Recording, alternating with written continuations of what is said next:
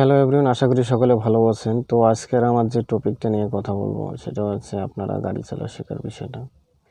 তো আমার প্রতিনিয়ত যেভাবে ডিউটি শিডিউল 7:30টায় বেরিয়েছিলাম ম্যাডামের আসলে মেয়েকে নিয়ে ওনার অফিসে পৌঁছায় দিয়ে আমি এখন আছি মহাখালীতে আর কি ওনার ছেলেকে নিয়ে আসবো। তো আপনার মহাখালীতে আসলে একটু প্রতিনিয়ত জ্যাম থাকে এখানে প্রচণ্ড জ্যাম, এখানে একটু জ্যাম প্রচুর পাওয়া যায়।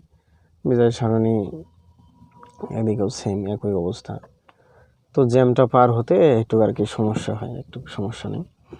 তো আজকে যে বিষয়টা সেটা হচ্ছে আপনার ড্রাইভিং 3ভাবে শিখতে পারেন। আপনি ড্রাইভিং 3ভাবে শিখতে পারেন। প্রথম হচ্ছে এক কারিগরি প্রশিক্ষণ বা যে কোনো একটা বেসরকারি সরকারি প্রতিষ্ঠান থেকে আপনি প্রশিক্ষণ নিয়েও শিখতে পারেন যারা ড্রাইভিংতে আসতে চাচ্ছেন আর কি। আরেকটা সিস্টেম হচ্ছে সেটা হচ্ছে আপনি হেল্পারি করে আর কি এলাকায় ভাই ব্রাদার অথবা পরিজন যে কোনো গাড়ি আছে তাদের সঙ্গে হেল্পারি করে, এটা একটু দীর্ঘমেয়াদী, একটু সময় লাগে। আরেকটা হচ্ছে আপনি আপনার ভাই ব্রাদার আছে অথবা আপনার আশেপাশে কেউ ঢাকা শহরে চাকরি করে তার সঙ্গে আর কি যদি আপনি মিল দিয়ে বা যেটাই হোক কথা বলে যদি শিখতে পারেন সেটাও একটু দ্রুত হয়।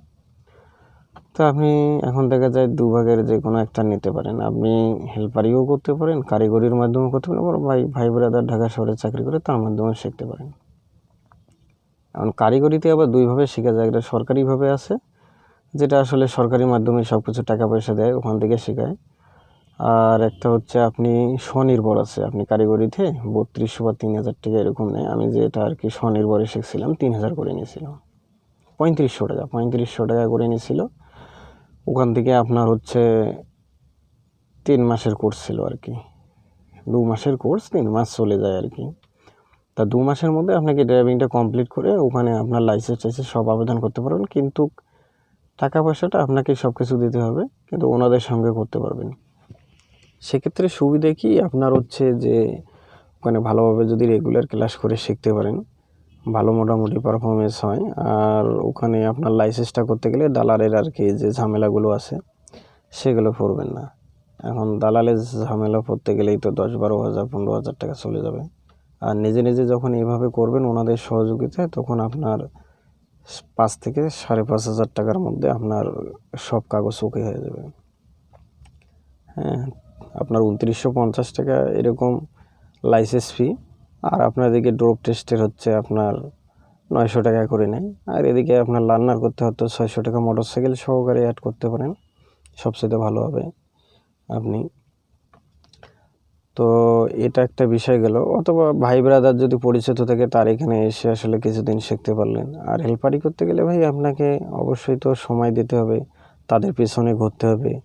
আসলে তাদের পেছনে না ঘুরলে তো ওরা শেখাবে না। আপনারা এইভাবে শিখতে পারেন। শেখানোর পর লাইসেন্সটা করবেন আপনারা দুইভাবেই করতে পারেন। যদি আপনার যে সাহস থাকে যে না আমি আমার নিজের যোগ্যতায় লাইসেন্স করব, তাহলে সেক্ষেত্রে আপনারা দালাল ছাড়াই করবেন। সেক্ষেত্রে আপনার টাকা পয়সা লাগবে না, যেটা সরকারি ফি সেটার মধ্যেই হয়ে যাবে কম খরচে। এভাবে আর কি করতে পারেন। আর একটা বিষয় হচ্ছে ড্রাইভিং শেখার সঙ্গে সঙ্গে ভাই জব হয় না। আপনি ড্রাইভিং করার পর আপনার পারফরমেন্স, আপনার হাত ক্লিয়ার করতে একটু সময় লাগবে। লাইসেন্সের মিনিমাম হলেও 2-3 মাস অথবা 5 মাস বয়স লাগবে। তারপর আপনি তখন জবে আর কি মোটামুটি হাত ক্লিয়ার হলে, গাড়ি চালাতে পারলে আপনি গাড়ির জগতে আসলে আসতে পারলেন। আসলে প্রতিটা মালিকই একটা আপনার কাছে দামি একটা গাড়ি দেবে। সেক্ষেত্রে দেখা যায় ওনারা জাস্টিফাই করে আপনি পান কি পান না, রোড টেস্ট নিয়ে তারপরেই তো গাড়িটা হাতে দেবে। তো সেটা বিষয় গেল। আর আপনারা যারা শিখবেন অবশ্যই পাশাপাশি প্র্যাকটিস করবেন ভাই, ভালোভাবে শিখবেন। যদি ড্রাইভিং পেশায় একবারে পার্মানেন্টলি আসতে চান তা অবশ্যই মনোযোগ সহকারে আপনারা ড্রাইভিংটা শিখবেন, যেখান থেকেই শিখেন ভালোভাবে শিখবেন। আর ড্রাইভিং শিখে আপনারা চেষ্টা করবেন এলাকার আশেপাশে ছোটো গাড়িগুলো, যেমন পিকআপগুলো, X2 গাড়িগুলো আছে টাটার, যে কোনো একটা আর কি এলাকার ভাঙাচোরা গাড়ি ধরে আপনি হাতটা ওকে করবেন। তো ধন্যবাদ সকলকে, ভালো লাগলে সাবস্ক্রাইব করবেন চ্যানেলটা।